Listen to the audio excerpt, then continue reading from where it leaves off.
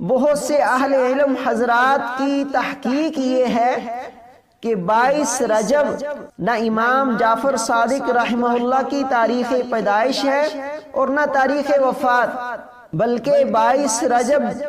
حضرت امیر معاویہ رضی اللہ عنہ کی تاریخ وفات ہے،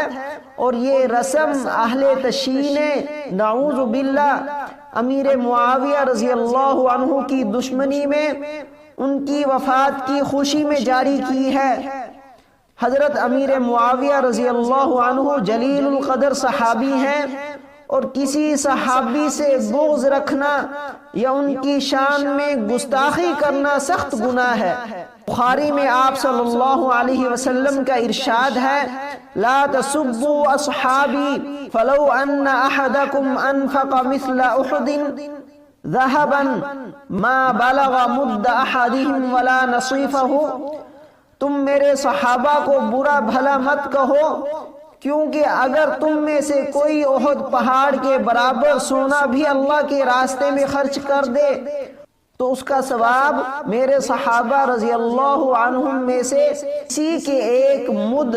تقریباً آدھا کلو اور نصف مد تقریباً 1 پاؤ کے برابر نہیں پہنچ سکتا۔